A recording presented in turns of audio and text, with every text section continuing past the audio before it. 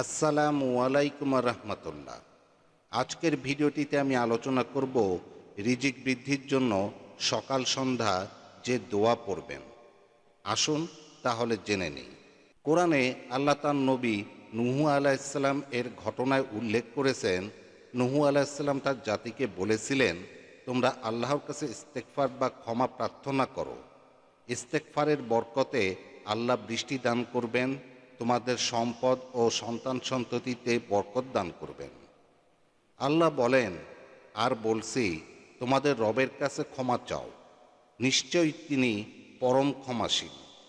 তিনি তোমাদের উপর মুষলধারে বৃষ্টি বর্ষণ করবেন, তোমাদেরকে ধন সম্পদ ও সন্তান সন্ততি দিয়ে সাহায্য করবেন এবং তোমাদের জন্য বাগ বাগিচা দেবেন আর দেবেন নদীনালা।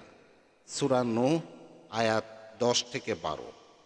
এই আয়াতগুলো থেকে বোঝা যায় দুনিয়ার সমৃদ্ধি, হালাল রিজিক, সম্পদ ও সুসন্তান লাভের একটা উপায় হলো আল্লাহর কাছে বেশি বেশি ইস্তেগফার বা ক্ষমা প্রার্থনা করা। রাসূল সাল্লাল্লাহু আলাইহি ওয়াসাল্লাম প্রতি ফরজ নামাজের পর 3 বার ইস্তেগফার পড়তেন। সূত্র সহিহ বুখারী, সহিহ মুসলিম। এই সহজ আমলটি আমরাও নিয়মিত করতে পারি। প্রতি নামাজের পর 3 বার পড়তে হবে আস্তাগফিরুল্লাহ, অর্থাৎ আল্লাহর কাছে ক্ষমা প্রার্থনা করছি। এছাড়া রিজিক বৃদ্ধির জন্য সকালে ও সন্ধ্যায় সাইয়্যিদুল ইস্তেগফার পড়ুন। সাইয়্যিদুল ইস্তেগফার অর্থ শ্রেষ্ঠ ইস্তেগফার।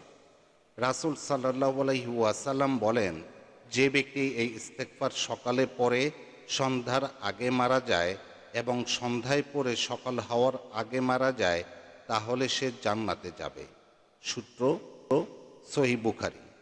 ভাই ও বোনেরা, সাইয়্যিদুল ইস্তেগফার দোয়াটি আমি ভিডিও স্ক্রিনে দিয়ে দিয়েছি, আপনারা দেখতে পাচ্ছেন। তাছাড়া আমি দোয়াটি ডেসক্রিপশন বক্সে দিয়ে দিব। এই দোয়াটির অর্থ হলো, হে আল্লাহ, তুমি আমার রব, তুমি ছাড়া কোনো ইলাহ নেই। তুমি আমাকে সৃষ্টি করেছো এবং আমি তোমার বান্দা। আমি যথাসাধ্য তোমার সঙ্গে প্রতিজ্ঞা ও অঙ্গীকারের উপর আছি।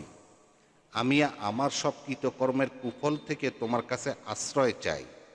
তুমি আমাকে যে নিয়ামত দিয়েছো তা স্বীকার করছি, আর আমার কৃত গুনাহের কথাও স্বীকার করছি। তুমি আমাকে ক্ষমা করে দাও, কারণ তুমি ছাড়া কেউ গুনাহ ক্ষমা করতে পারবে না।